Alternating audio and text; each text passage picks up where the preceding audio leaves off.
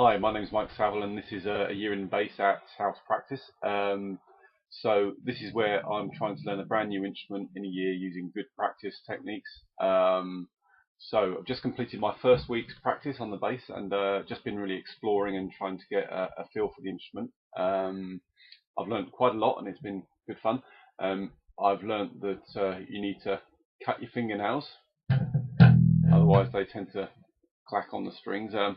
I've also learned that you need to change the battery in your bass, otherwise it doesn't send a signal to your amp. So that's good.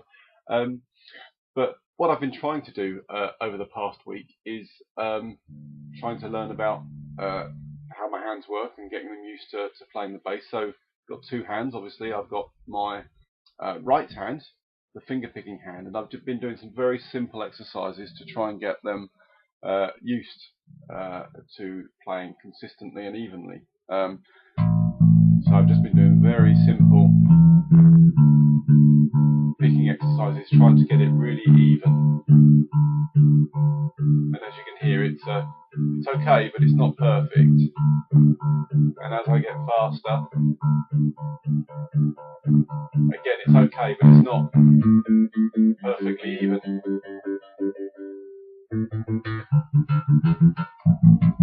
So I've just been doing simple exercises like that, trying to get those fingers even, and I'll continue to do those over the next few weeks to improve that. Where I've had more problem is with my left hand, the fretting hand, to try and get that working, because my hand's not used to it. So my ring finger and my pinky finger are really not very strong and not very good. So I've been doing some exercises that I found on a site called Active Bass, and I'll post a link to those, to try and strengthen those fingers. But they kind of, make you spread all four fingers across 4 frets, and go something like this.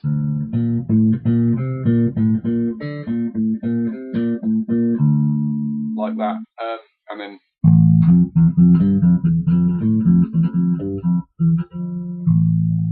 and so on down and around the fretboard.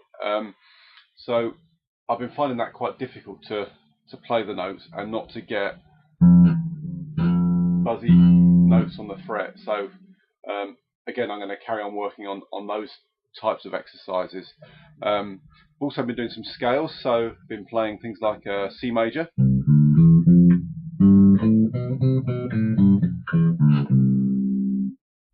if I can do that without looking, that would be good.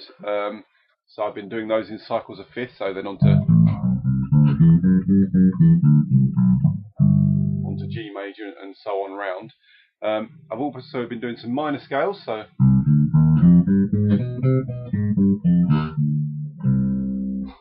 or something like that, and again around in cycles of fifths. So obviously there's an awful long way to go, but that just gives you a flavour of the sort of things I've been doing over the past week.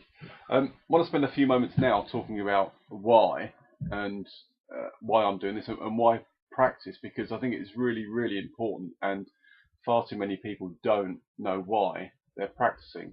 And practicing because your parents say so, or practicing because you've got an exam, or practicing because it's what somebody else does, those aren't good reasons why. And particularly in university or college major students in the US, practicing because it's the next thing to do, that's not a good reason why either, because let's face it, sometimes this practicing thing can be hard. You can get techniques and music that you can get stuck on, you can get bogged down, you don't improve, and so you need a really good reason why to keep you going through those times. Now that could be you're really inspired by a certain piece of music and you're desperate to learn it, or it's your ultimate dream to be a great musician, or in my case, I really want to know what it's like to get back in the learning seat, to know what it's like to struggle through these practice problems. And so having that really deep reason why will keep me going. When things get hard, and they will do over this year, there'll be things that I find difficult and I'm struggling with. But because I've got a really good reason why, I'll be able to keep going through those. So,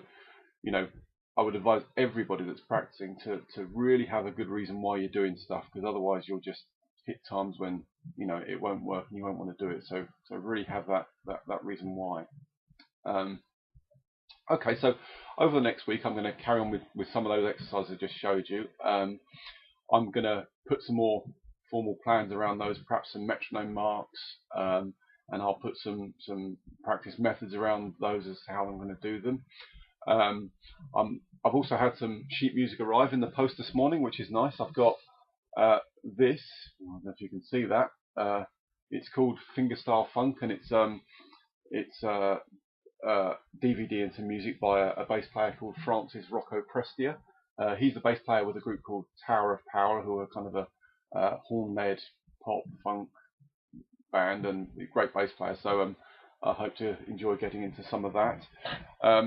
One of my other aims for this year is to be able to play good jazz bass, and I've got this been recommended. It's called Building Walking Bass Lines by a chap called Ed Friedland. So be making a start on that as well. I'll post some links to those so you can see those. I'll also post, as I say, a link to the active bass exercise that I've been doing. If you've got any questions about anything I've said, you've seen or heard, or any advice for me, there'll be lots of that. Then you can leave comments below the video, or you can get in touch via the site or the various other forums that I'm posting on. But until next week, I hope you enjoy your practice.